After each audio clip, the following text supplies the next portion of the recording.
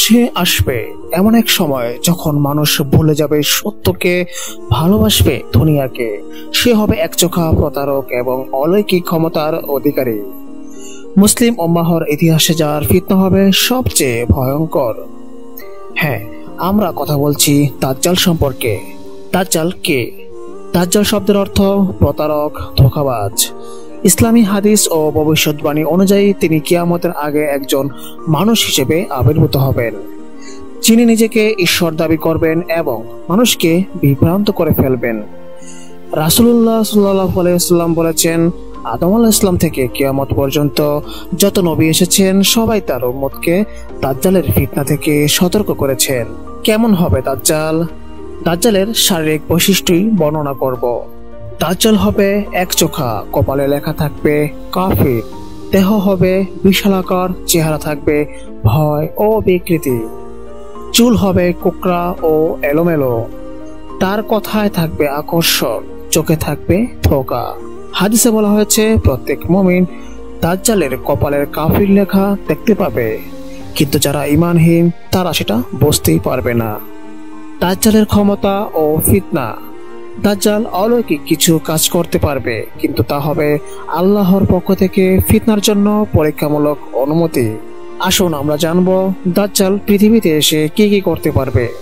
দাজ্জাল মৃতকে জীবিত করতে পারবে, আকাশ থেকে বৃষ্টি আনতে পারবে, মাটি থেকে ফসল ফলাতে পারবে, আগুন দেখাবে যা হবে আসলে জান্নাত, জান্নাত দেখাবে যা হবে প্রকৃত জাহান্নাম।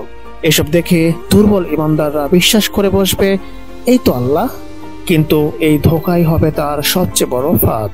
এখন প্রশ্ন, দাজ্জাল তো পৃথিবীতে আসবে, কিন্তু সে কোথায় থেকে আগমন করবে? হাদিসে বলা হয়েছে দাজ্জাল খোরাসান অঞ্চল থেকে আগমন করবে, যা আজকের ইরান আফগানিস্তানের অঞ্চল থেকে উদিত হবে। দাজ্জালের সঙ্গে থাকবে 70,000 ইহুদি, যাদের মাথায় থাকবে মুকুট। সে একে একে পৃথিবীর প্রায় সব শহর ঘুরে বেড়াবে 40 দিনের মধ্যে। প্রথম দিন হবে 1 বছর, দ্বিতীয় দিন হবে 1 মাস, তৃতীয় দিন হবে 1 সপ্তাহের সমান। বাকি দিনগুলো স্বাভাবিক দিনের মতনই হবে।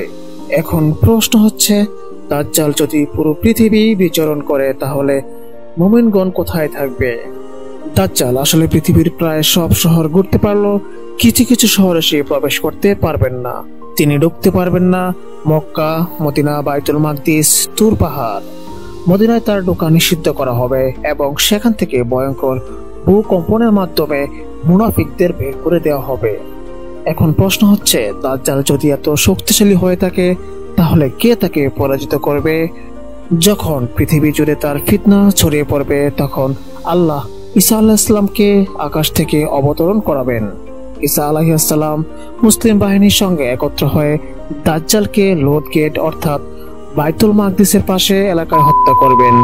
তখন তার ফিতনা শেষ হয়ে যাবে, মুসলিমরা তখন স্বস্তির নিঃশ্বাস ফেলবে। আমরা কিভাবে তাহলে বাঁচব?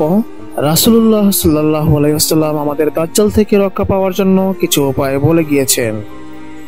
তিনি বলেছেন, সূরা কাহফের প্রথম 10 আয়াত মুখস্থ রাখা, দাজ্জাল সম্পর্কে জ্ঞান রাখা ও আলোচনা করা, ঈমান দৃঢ় করা এবং দুনিয়াকে অতি মূল্যায়ন না করা, তার সঙ্গে দেখা হলে এড়িয়ে চলা। অর্থাৎ দাজ্জাল যদি পূর্ব থেকে আগমন করে তোমরা পশ্চিমে চলে যাও, দাজ্জাল যদি উত্তর দিক থেকে আগমন করে তোমরা দক্ষিণ দিকে চলে যাও।